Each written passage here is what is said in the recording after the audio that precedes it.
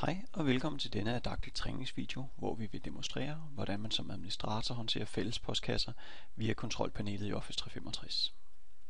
Du skal være logget ind i din Office 365 administratorportal og starte med at gå til Exchange administrationspanelet ved at gå op i administrator og vælge Exchange. Exchange administration starter altid i modtager, og herfra vælger vi delt. Herinde kan jeg håndtere mine fælles postkasser. Jeg kan her oprette en ny ved at trykke på plus. Jeg kan redigere den jeg har markeret.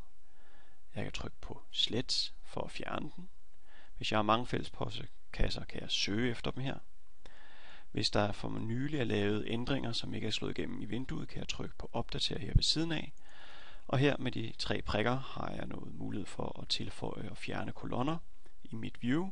Jeg kan eksportere data til en CSV-fil, og jeg kan lave noget avanceret søgning efter de postkasser, jeg gerne vil finde. Jeg trykker på plus-symbolet for at oprette en ny postkasse. Jeg vil gerne lave en faktura-postkasse, og jeg giver den e-mailadressen faktura. Her kan jeg vælge det domæne, som jeg gerne vil oprette postkassen på, hvis jeg har flere domæner i min løsning. Vi har kun et, og det standard on Microsoft domæne, som løsningen er blevet oprettet med. Under fuld adgangstilladelse her i opret ny postkasse, kan jeg trykke på plus for at tilføje den eller de brugere eller sikkerhedsgrupper, som jeg gerne vil tilføje med fuld rettigheder til postkassen. Jeg trykker her på Testersen og trykker OK. Og under Send Som har jeg mulighed for at angive den eller de brugere eller sikkerhedsgrupper, som jeg gerne vil have mulighed for skal kunne sende som postkassen.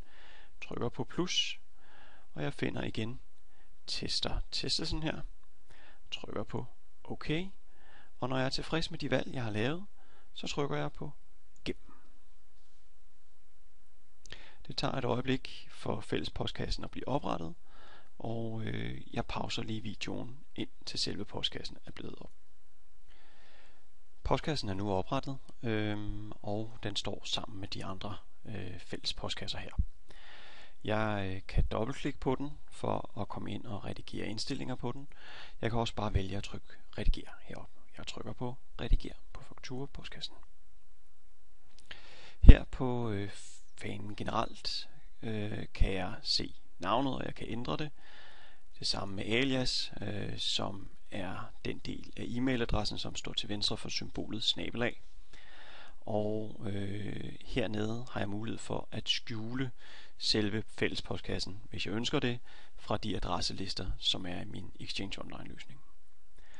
Under postkassedelegering kan jeg se de rettigheder, som er sat på postkassen, og jeg havde tilføjet Testersen, både med fuld adgangstilladelse og mulighed for at sende som postkassen.